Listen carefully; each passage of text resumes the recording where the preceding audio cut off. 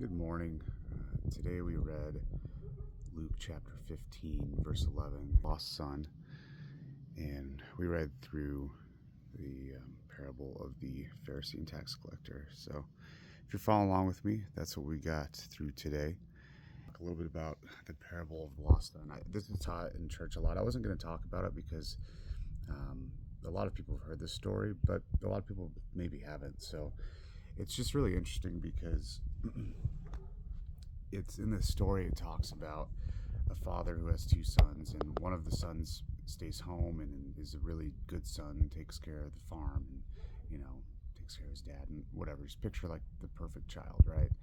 And then the other son, he takes all of his inheritance early and says, "I'm out of here."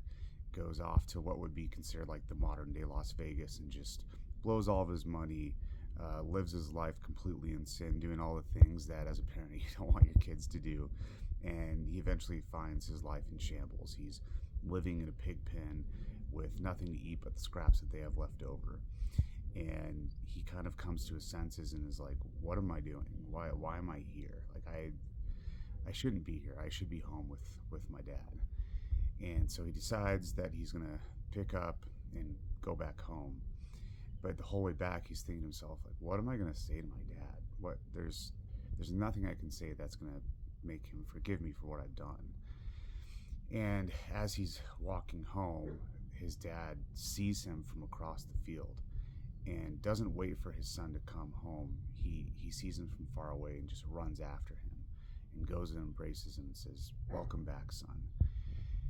And throughout this process, the other son, the good son, if you will, looks at his dad and he's like, "What's going on here? I've been faithful to you. I've been serving with you. I've been the best son I could be. How are you embracing him? And this isn't fair." And basically what he says is, he's like, "Listen, he never left me. He's always been my son. He'll always be welcome back here. In fact, we're going to have a banquet for him, and he's going to wear my robe, and I'm going to just shower him with gifts because I'm just glad he's home. He was dead, but now he's alive again." And that parable is just talking about how God and Jesus see us, that whether we're perfect or completely imperfect, that we will always be welcome back. And when we live in sin and our lives without Jesus, we are dead.